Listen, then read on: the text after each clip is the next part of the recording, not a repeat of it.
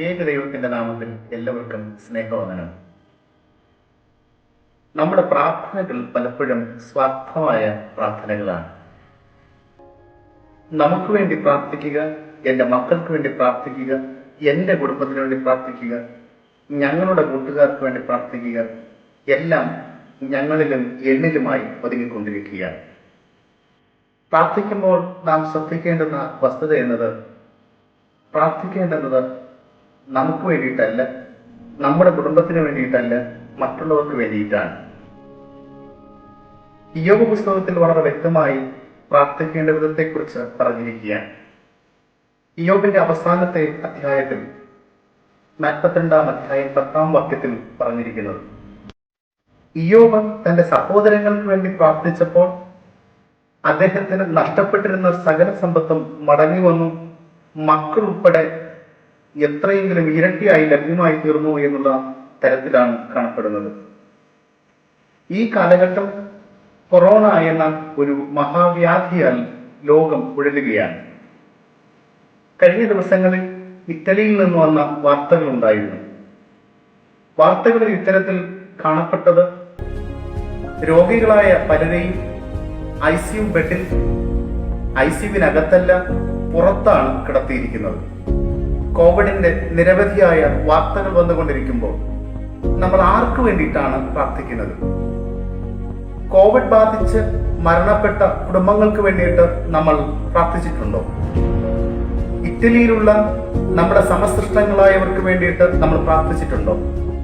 ചൈനയിലുള്ള നമ്മുടെ കുടുംബാംഗങ്ങൾക്ക് വേണ്ടിയിട്ട് പ്രാർത്ഥിച്ചിട്ടുണ്ടോ? ലോകമെന്ന കുടുംബത്തിന്റെ അംഗങ്ങളായി 195-ലധികം രാഷ്ട്രങ്ങൾ രോഗത്തിൽ അകപ്പെട്ടിരിക്കുമ്പോൾ ഈ രാജ്യങ്ങളിലെ കൊറോണ ബാധിതർക്ക് വേണ്ടിയിട്ട് നമ്മൾ പ്രാർത്ഥിച്ചിട്ടുണ്ടോ? ചോദ്യം നിൽക്കുകയാണ്. നാം ഇതുവരെ പ്രാർത്ഥിച്ചിട്ടില്ല എങ്കിൽ നമ്മുടെ പ്രാർത്ഥനകൾ അർത്ഥവത്തല്ല, ശരിയായ രീതിയിൽ പ്രാർത്ഥിച്ചിട്ടില്ല എന്നുള്ളതാണ് വാസ്തവമാകുന്ന വസ്തുത. ഇയ്യോബ് പറയുന്നത്, ഇയ്യോബിന്റെ പുസ്തകത്തിൽ എഴുതപ്പെട്ടിരിക്കുന്നത്, ഇയ്യോബ് സഹോദരന്മാർക്ക് വേണ്ടി പ്രാർത്ഥിച്ചപ്പോഴാണ് അനുഗ്രഹം ഉണ്ടായത്. ഒരുപക്ഷെ നമ്മുടെ പ്രാർത്ഥനകളിൽ എൻ്റെ മക്കൾ സുരക്ഷിതരായിരിക്കണം, എൻ്റെ ഭാര്യ സുരക്ഷിതയായിരിക്കണം, എൻ്റെ ഭർത്താവ് സുരക്ഷിതനായിരിക്കണം, എൻ്റെ മക്കളുടെ മക്കൾ സുരക്ഷിതരായിരിക്കണം, ഇങ്ങനെയൊക്കെ സ്വാർത്ഥമായ പ്രാർത്ഥനകളാണ്. എന്നാൽ ദൈവം അനുഗ്രഹിക്കുന്ന പ്രാർത്ഥന എന്നത് മറ്റുള്ളവർക്ക് വേണ്ടിയിട്ട് പ്രാർത്ഥിക്കുന്ന പ്രാർത്ഥനകളാണ്. ഇയ്യോബ് 42-ാം അധ്യായം 10-ാം വാക്യത്തിൽ ഇങ്ങനെ പറയുന്നു, ഇയ്യോബ് തന്റെ സ്നേഹിതന്മാർക്ക് വേണ്ടി പ്രാർത്ഥിച്ചപ്പോൾ യഹോവ അവന്റെ സ്ഥിതിക്ക് ഭേദം വരുത്തി, മുമ്പേ ഉണ്ടായിരുന്നതൊക്കെയും യഹോവ ഇയ്യോബിന് ഇരട്ടിയായി കൊടുത്തു. 12-ാം വാക്യത്തിൽ പറയുന്നു, ഇങ്ങനെ യഹോവ ഇയ്യോബിന്റെ പിൻകാലത്തെ അവന്റെ മുൻകാലത്തെക്കാൾ അധികം അനുഗ്രഹിച്ചു. അവന് 14,000 ആടും 6,000 ഒട്ടകവും 1,000 കാളയും 1,000 പെൺകഴുതയും ഉണ്ടായി. അവന് 7 പുത്രന്മാരും 3 പുത്രിമാരും ഉണ്ടായി. ഇത്തരത്തിൽ ഇയ്യോബിന് അനുഗ്രഹങ്ങൾ ഉണ്ടായതായിട്ടാണ് വിശുദ്ധ ബൈബിളിൽ രേഖപ്പെടുത്തിയിരിക്കുന്നത്.